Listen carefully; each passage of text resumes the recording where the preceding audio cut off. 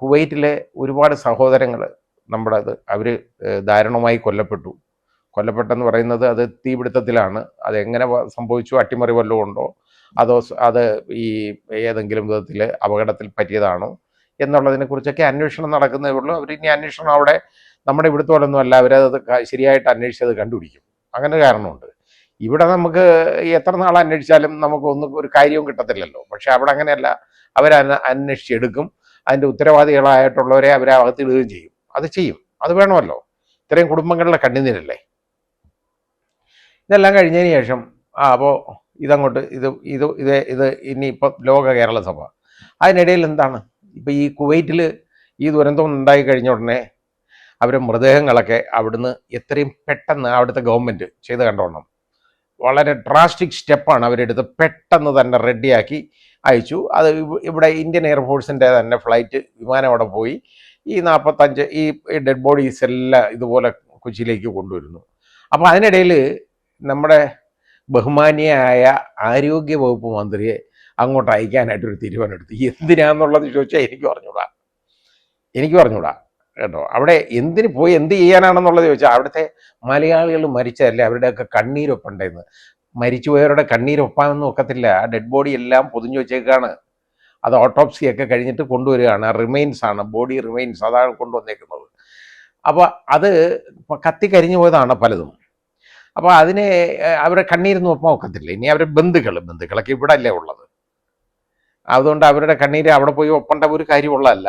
പിന്നെ അവിടെ ആശുപത്രി കഴിയുന്നവരുണ്ട്, അവരുടെ ഇത് നോക്കാനൊക്കെ ഇവിടെ കേന്ദ്ര ഗവൺമെൻറ്റിൻ്റെ ആളുകളൊക്കെ അവിടെ ഉണ്ടല്ലോ. അതിന് ഇവിടുന്ന് പോയി ഈ പണമില്ലാത്തപ്പോൾ അതും കൂടെ തൊലച്ച് അവിടെ പോയി ചിലവാക്കേണ്ട വല്ല കാര്യമുണ്ടോ? ഏതായാലും എനിക്കൊരു കാര്യം ഇഷ്ടപ്പെട്ടു. ഇത് കേന്ദ്ര ഗവൺമെൻറ് ഈ യാത്ര അങ്ങ് മുടക്കി. അതെനിക്ക് ഇഷ്ടപ്പെട്ടു. കാരണം താൻ പോകുന്നെങ്കിൽ പോകാം, പക്ഷേ സർക്കാർ ചെലവിൽ പോകണമെന്നുണ്ടെങ്കിൽ ഉള്ള പെർമിഷൻ ഇല്ല. അതാണ് നല്ലത്.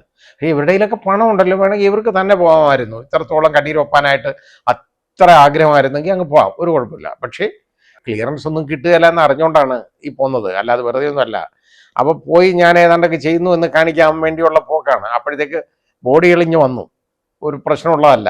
അതിൻ്റെ പോകാതിരുന്നുകൊണ്ട് അത്രയും ചിലവെങ്കിലും നമ്മുടെ മലയാളികളുടെ അത്രയും ചിലവ് ഏതായാലും ഇല്ലാതായി.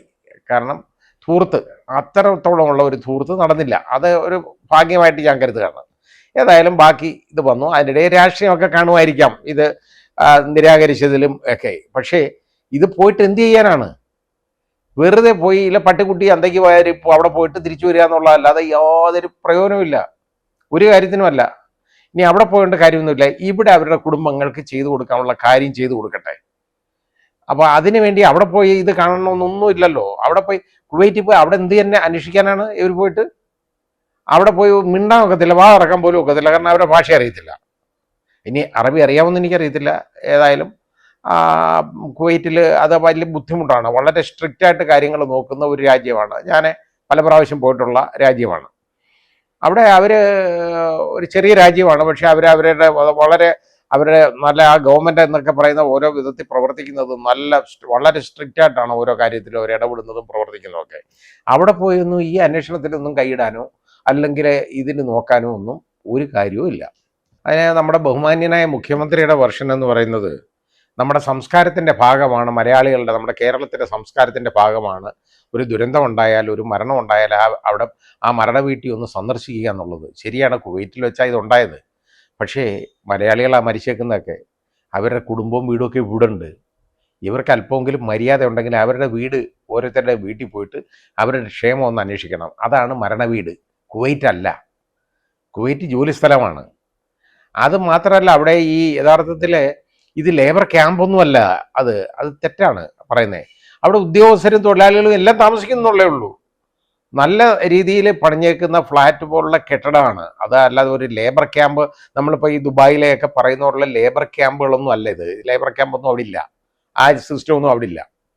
അപ്പോൾ അത് ഏതായാലും ഇത്രത്തോളം ഈ മരണ വീട്ടിൽ പോകണം എന്നുള്ളത് നമ്മുടെ സംസ്കാരമാണെങ്കിൽ ശരിയാണ്, നല്ലതാണ്. നിർബന്ധമായിട്ടും ഈ മരണപ്പെട്ടവരുടെ എല്ലാം വീട് സന്ദർശിക്കണം ഇവർ. അതാ ചെയ്യേണ്ടത്.